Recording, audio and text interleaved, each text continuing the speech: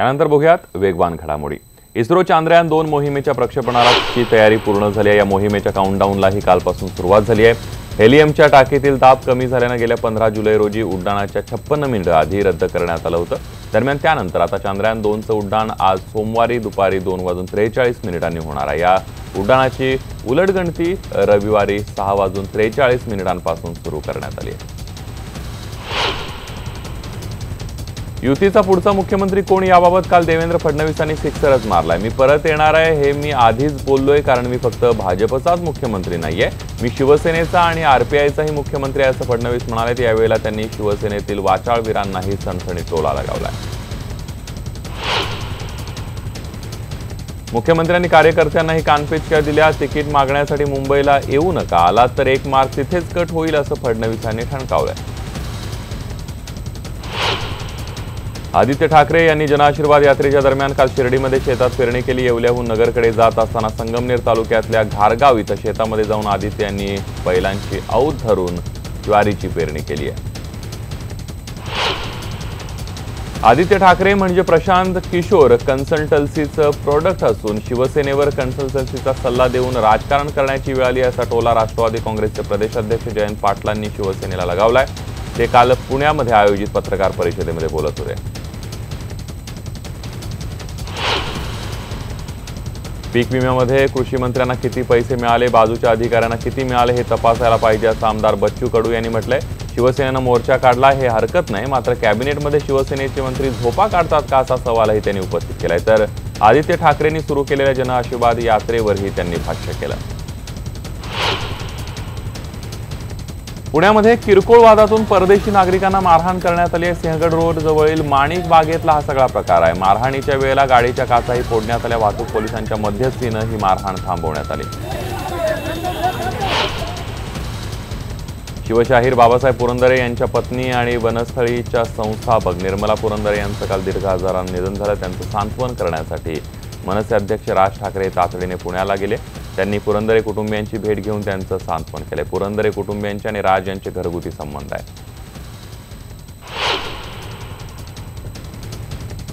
Monsoon राज्यभर सक्रिय झाला असून मध्य महाराष्ट्रातही गेल्या 24 तासात पावसाच्या नोंदी झाल्या आहेत। विशेषतः गेल्या 48 तासांमध्ये राज्यात ठिकठिकाणी पावसाच्या नोंदी होत आहेत। दरम्यान 25 जुलैपर्यंत ही स्थिती कायम राहील। महत्त्वाचं म्हणजे हा पुढील आठवडा राज्यात मान्सून सक्रिय राहील असा अंदाज भारतीय हवामान विभागाने दिलाय। कोल्हापूर शहरासह जिल्ह्यामध्ये पावसानं 2 दिवसात पुन्हा हजेरी लावली आहे। बेळगाव चंदगड भागामध्ये पावसानं हजेरी लावली आहे। पन्हाळा शाहूवाडी भागातही पावसाच्या जोरदार सरी बरसल्या। या पावसामुळे बळीराजा सुखावलाय। कोल्हापूर जिल्ह्यातील नद्यांच्या पाणी पातळीमध्ये या पावसामुळे पुन्हा वाढ झाली। नाशिकच्या दाभाडी नांदगाव चांदवड भागामध्ये पावसाचं दमदार पुनरागमन झालंय। 2 दिवसांपासून या भागात दमदार पाऊस सुरू आहे, त्यामुळे सर्वत्रच पाणी पाहायला मिळते। अनेक शेतातील पिकं वाहून गेले तर नदी नाले ओढे तुडुंब भरून वाहत आहेत। मालेगाव शहर परिसरामध्ये पावसानं जोरदार हजेरी लावली आहे, तर दाभाडीमध्ये ढगफुटीसारखा पाऊस झाला। धुळे शहरासह जिल्ह्यामध्ये पावसानं दमदार हजेरी लावली आहे। हा पाऊस पिण्याच्या पाण्याचा प्रश्न सोडवू शकणारा नसला तरी पिकांना जीवदान देणारा ठरलाय। धुळे शहरासह तालुक्याच्या अनेक भागांमध्ये 4 तासांपेक्षा अधिक वेळ पावसानं हजेरी लावत बळीराजाला दिलासा दिलाय।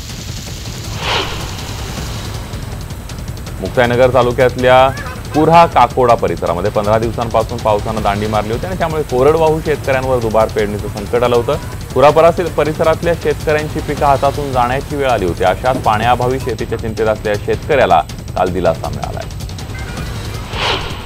मागील अनेक वर्षांपासून कृष्णा नदीच्या पाण्याच्या प्रतीक्षेत असलेल्या सांगली जिल्ह्यातल्या खानापूर घाटमाथ्यावर अखेर टेंभू योजनेच्या माध्यमातून कृष्णा नदीचं पाणी दाखल झालंय। मोठ्या प्रतीक्षेनंतर कृष्णा नदीचं पाणी आपल्या भागात आल्यानं नागरिकांनी पाण्याचं पूजन केलं। नागरिकांनी फटाके फोडत आनंद साजरा केला। उस्मानाबादमध्ये हरणाची शिकार करताना पोलिसांनी दोघांना अटक केली आहे। भूम पोलिसांनी ही कारवाई केली। भूम तालुक्याच्या आंबी शिवारामध्ये ही घटना घडली आहे। या घटनेमध्ये सुदैवानं हरणाचा जीव वाचलाय। बीडच्या माजलगावात विजेच्या खांबाचा धक्का लागल्यानं आत्या आणि भाच्याचा जागीच मृत्यू झालाय। घरासमोरील विद्युत तारेवर ओल्या बांबूने आकडा टाकत असतानाच बांबूमध्ये करंट उतरला आणि सुदैवाने यामध्ये दोघांचा मृत्यू झालाय। माजलगाव तालुक्यातील ताडोबा तांड्यावर सायंकाळी ही दुर्दैवी घटना घडली आहे। अहमदनगरच्या शेवगाव तालुक्यातल्या खामगावात एका युवतीवर वीज पडल्याने तिचा जागीच मृत्यू झाला। ती 9वीत शिकत होती। शेतात खुरपण्याच्या कामाला गेली असता तिच्या अंगावर वीज पडली आणि यामध्ये तिचा मृत्यू झाला। दरम्यान या घटनेमुळे तिच्या कुटुंबियांवर आणि गावात हळहळ व्यक्त केली जाते। फूल असल्याने लहान आणि मोठा भाऊ दोघेही टिंगलटवाळी करतात म्हणून एका 19 वर्षीय युवक रेल्वे रुळावर आत्महत्या करण्यासाठी पोहोचला होता। मात्र काही नागरिकांनी देवदूताच्या रूपात येऊन रेल्वे येण्या अगोदर त्याला वाचवलं। त्यानंतर त्याची समजूत घालून आई वडिलांच्या स्वाधीन करण्यात आलं। ही घटना औरंगाबादच्या संग्रामनगर उड्डाण पुलाखाली घडली आहे। यवतमाळमध्ये एका शेतकऱ्यानं दुचाकीला डवरा बांधून आपल्या शेतातील पिकात डवरणी केली आणि त्यामुळे कमी वेळ आणि कमी खर्चामध्ये जास्त काम झाल्याचं समोर आलं। दरम्यान या शेतकऱ्यांच्या मजुरीचा खर्चही आता निम्म्यावर आला। या शेतकऱ्याकडे बैलजोडी नसल्यानं ते भाड्यानं बैलजोडी घेऊन शेती करत होते। मात्र आता त्यांनी मोटरसायकलच्या माध्यमातून शेतीच्या कामाला सुरुवात केली आहे। वंचित बहुजन आघाडी कुणाचीही आघाडी करणार नाही, कारण आघाडी होऊ नये अशा विचारांचे लोक त्यांच्या मागे उभे आहेत। आमदार येवो अथवा न येवो, स्वतंत्र लढण्यास त्यांना दुसरा फायदा आहेच अशी टीका केली आहे समाजवादी पार्टीचे नेते अबू आझमी यांनी। ते वर्ध्यामध्ये बोलत होते। वर्धा जिल्ह्यातल्या पुलगावात 2 दुकानांचं शटर तोडून चोरट्यांनी चक्क 2 लाखांची रोख रक्कम लंपास केली। शनिवारी मध्यरात्री ही घटना घडवली आहे। दरम्यान या ठिकाणाहून पोलीस स्टेशन काही अंतरावरच आहे। नंतर या घटनेची तक्रार पुलगाव पोलिसात करण्यात आली आहे। व्यापाऱ्याचा रस्त्यावर उभा असलेला ट्रक काढण्यावरून अमडापूर पोलिसांनी उंदरी इथले व्यापारी जगदीश राठी यांना लोखंडी रॉडसह लाथाबुक्क्यांनी रस्त्यावर जबर मारहाण केली। यावेळी जखमी झालेल्या राठी यांना त्यांचा मुलगा सोडवण्यासाठी आला असता त्यालाही पोलिसांनी मारहाण केली। तर घटनेनंतर जखमी अवस्थेमध्ये व्यापारी राठी यांना गाडीत टाकून पोलीस स्टेशनला आणले गेले आणि व्यापारी राठी यांच्यासह त्यांचा मुलगा, ट्रक चालक यांच्यावर सुद्धा गंभीर गुन्हे दाखल करण्यात आले। चंद्रपूरच्या बल्लारपूर पोलिसांनी चक्क 1 कोटी रुपयांची दारू जप्त केली। एवढंच नाही तर दारू जप्तीनंतर पोलिसांनी दारूवर रोड रोलर चालवून दारू नष्ट केली आहे। चंद्रपूरच्या बल्लारपूर पोलीस आणि उत्पादन शुल्क विभागाने ही कारवाई केली। दरम्यान 189 गुन्ह्यांमध्ये ही दारू जप्त करण्यात आली आहे। माजी उपमुख्यमंत्री अजित पवार यांच्या वाढदिवसानिमित्त पुणे ते बारामती राष्ट्रीय सायकल स्पर्धेचं आयोजन करण्यात आलं होतं। या स्पर्धेचा बक्षीस वितरण समारंभ खासदार अमोल कोल्हे यांच्या उपस्थितीमध्ये पार पडला। यावेळी बोलताना त्यांनी जुन्या आठवणींना उजाळा दिला तर उपस्थित युवकांचीही फिरकी घेतली।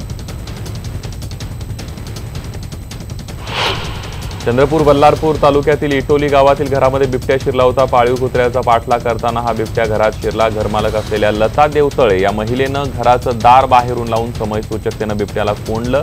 वनविभागानं पहाटेपर्यंत अभियान राबवून बिबट्याला पकडलं। त्यानंतर त्याची रवानगी जंगलामध्ये करण्यात आली। आषाढी वारीच्या काळामध्ये भाविकांना अखंड दर्शन देऊन थकलेल्या विठुरायाची काल प्राक्षळ पूजा करण्यात आली। या पूजेनंतर विठुरायाच्या राजोपचाराला सुरुवात करण्यात आली आहे। प्रक्षाळ पूजेनंतर विठ्ठल रुक्मिणी मंदिरामध्ये नित्योपचार नेहमीप्रमाणे सुरू आहे। सांगलीच्या कडेगावातील सोनसळ हे सध्या या परिसराचं खास आकर्षण ठरतं। इथं असलेली रंगीबिरंगी मनमोहक फुलपाखरं आणि फुलपाखरांमध्ये जणू पाठशिवणीचा खेळ सुरू आहे। अशा प्रकारे फुलपाखरांचा व्हॅलेंटाईन चौरंगी नाथावर सुरू असल्याचं पाहायला मिळत आहे। अकोल्यातल्या गीतानगर भागाच्या आशीर्वाद अपार्टमेंटमध्ये राहणाऱ्या पोलीस उपनिरीक्षकाच्या घरी चोरट्यांनी हात साफ केलाय। चोरट्यांनी 1 पिस्तूल आणि 10 काडतूस यासह 60,000 रुपयाचे दागिने लंपास केले। ही घटना सकाळी 11:30 वाजता उघडकीला आली। या घटनेमुळे चोरट्यांनी पोलिसांना आव्हान दिलंय।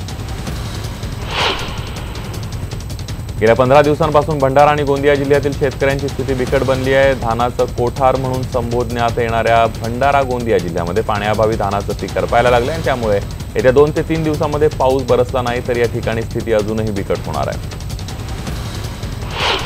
गुरुपौर्णिमेनिमित्त शिक्षकांच्या कामाचा सन्मान करण्यासाठी आणि विरंगुळ्याचं क्षण देण्यासाठी जिंतूर सेलू इथल्या दीपस्तंभ प्रतिष्ठानच्या वतीनं आनंद कुमार यांच्या जीवनावर आधारित सुपर 30 या सिनेमाचं आयोजन करण्यात आलं होतं।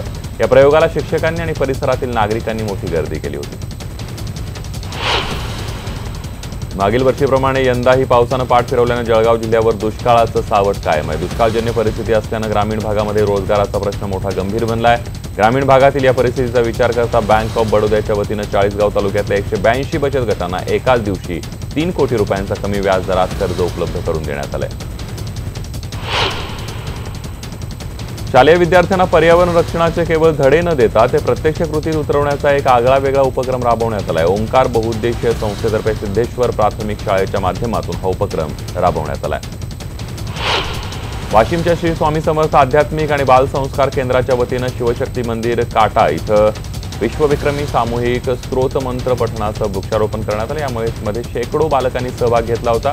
सकाळी योगा, स्तोत्रमंत्र पठण, वृक्षारोपण, चित्रकला स्पर्धेसह विविध धार्मिक आणि सामाजिक कार्यक्रम घेण्यात आले।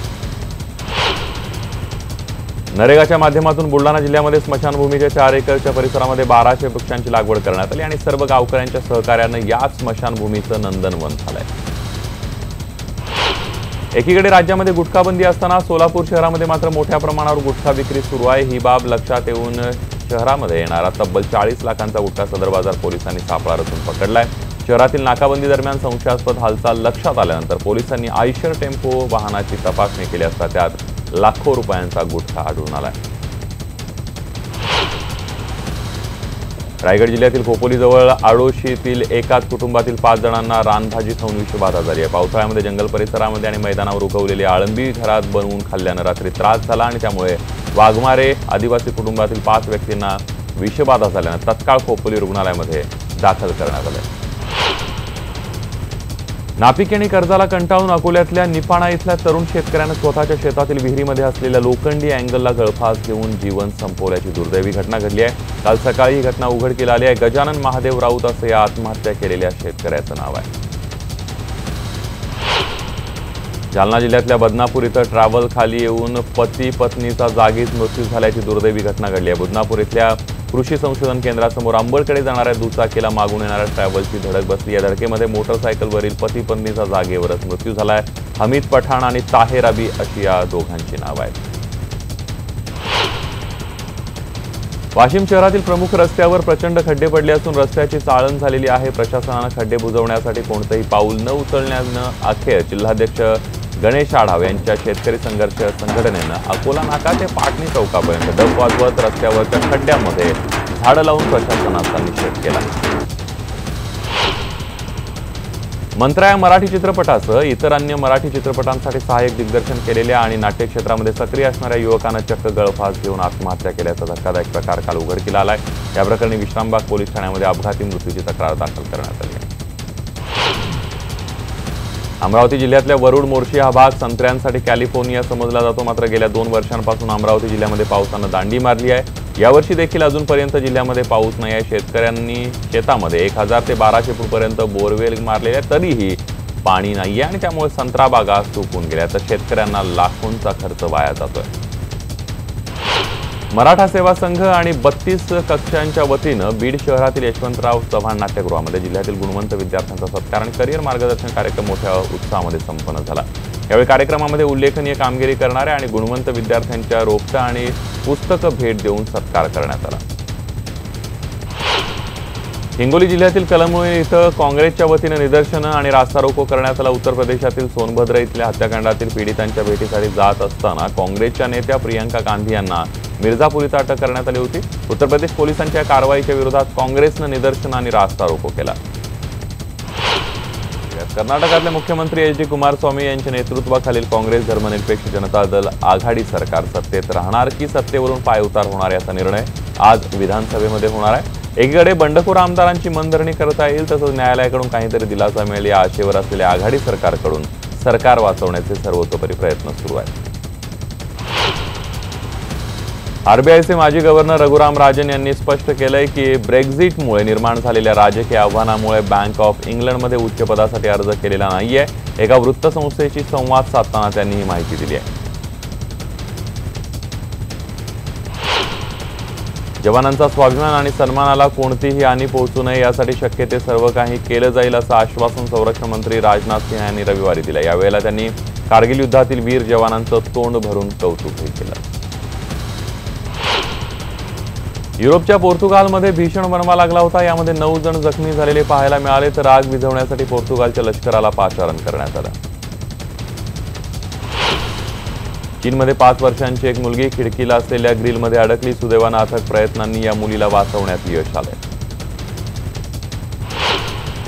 भारताची स्टार टेनिसपटू पीव्ही सिंधू हिचं इंडोनेशिया ओपन सुपर 1000 स्पर्धेचं सुवर्ण पदक हुकलंय। स्पर्धेच्या अंतिम सामन्यामध्ये सिंधूला जपानच्या अकाने यामागुचीकडून पराभव पत्करावा लागलाय। यामागुचीने सिंधूचा 15-21, 16-21 असा पराभव केला। सिंधूने हा मुकाबला अवघ्या 51 मिनिटांमध्ये गमावला। प्रियांकाचा सिगारेट ओढतानाचा फोटो सोशल मीडियावर व्हायरल झाल्यानं सध्या सगळीकडे चर्चेत आलेली आहे। खरं तर सोशल मीडियावर ट्रोल होणं तिच्यासाठी नवीन नाहीये, मात्र यावेळेला सिगारेट ओढताना हा फोटो पाहून नेटकऱ्याने तिला टार्गेट केलाय।